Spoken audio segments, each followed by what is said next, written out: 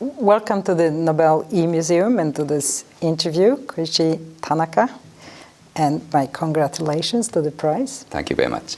Can you already tell us how the prize have changed your life? What are the advantages of the prize? Yes, my life is completely changed, and so as you may know, I'm unfortunately too popular in Japan, so I actually chased by many press people, even in Sweden, so completely changed.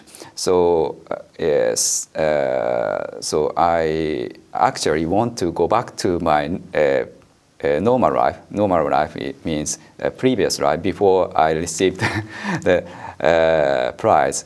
But maybe it is very good for me because I'm in a kind of research job.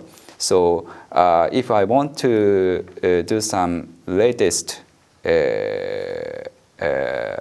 research job, so I have to contact as many people as possible. So now my name is very popular in Japan, even in a foreign country. So if I want to know something I didn't know, so I can contact to such people, and I can communicate each other.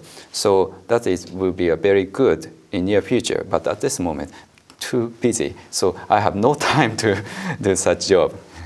What is your main interest now or in the nearest future? Yes, my present job is try to understand structure of protein.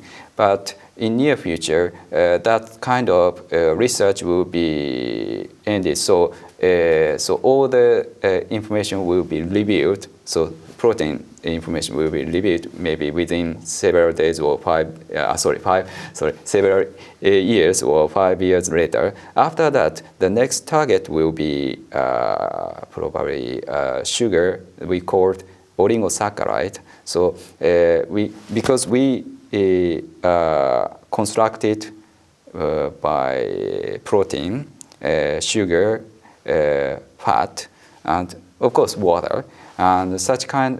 If after we know the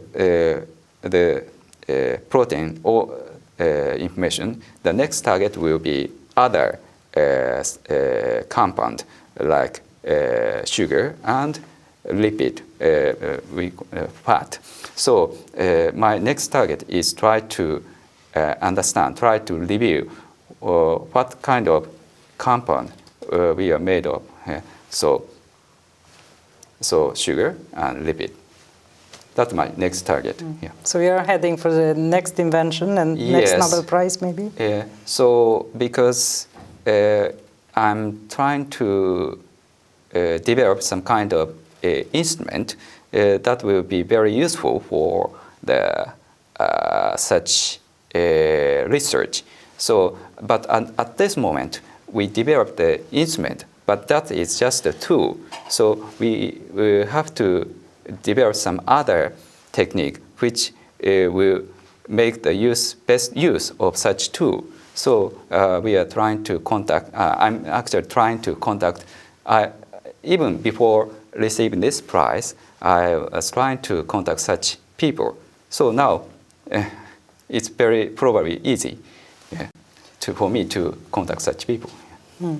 What is your experience of working with such revolutionary invention, I would say? In 1980s, you are talking about 1980s. Yes. So we actually, our group consists of 5 people, including me, trying to develop all the system. So that is called a mass spectrometer. A spectrometer. So try to know the size or weight of a molecule, and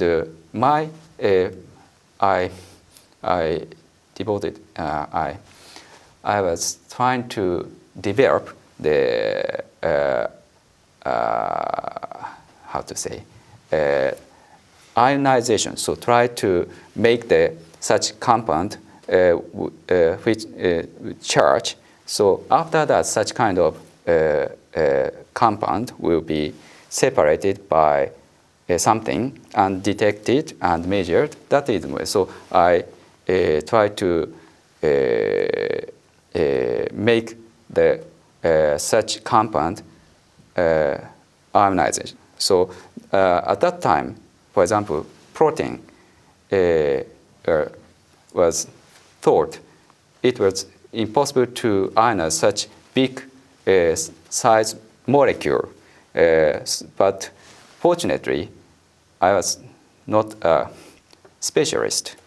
I didn't have. You mean? Yeah. I think that is advantage. No, almost all people would think if I have no common sense or common knowledge in such field, so that is completely disadvantage. But if someone wants to develop some completely new thing, if we are trying to deduce something from such common knowledge, that will be just trying to develop some step, but we have to jump up. So in that time, sometimes that such kind of common knowledge will be an obstacle for us. So because at that time, most of the chemists thought that it is impossible, completely impossible to ionize such big molecule like protein. But at that time, at least, I was not a specialist, so I can do anything. Your ignorance. Yeah, I ignored almost nothing. I understand. So, but so many mistakes I made because I had no common sense. But even so, just by chance or 1 out of 1,000, I can make some kind of big discovery I can make. So that was the invention, which were thought to be worthwhile to Nobel Prize. Yeah. So never trust your common sense. For everyday life, we have to obey that. But for new discovery, it's I think this is a kind of motto, my motto. Yeah. So do not rely on too much on the common knowledge, common sense. You're working at the company, actually, at Shimazu, not an academic institution. Yeah. What do you think is the difference to work for a company? So, yes. So, normally, the company staff, researcher in a company has some problem or limitation because such people are forced to develop something that will be useful just for next year.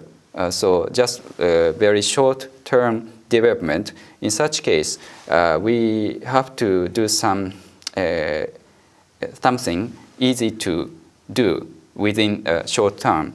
So on the other hand, researchers, for example, in governmental institute or university can concentrate their and then into and they can do such research maybe 3 years or 5 years. But in my case, at that time, in 1980s, I can do such similar job like university. So, and the money was not a problem, and we can not limitless, but we can spend some big money at that time. Time was not problem neither. No, not problem. So that is one biggest merit for me to discover such a new thing. Yeah.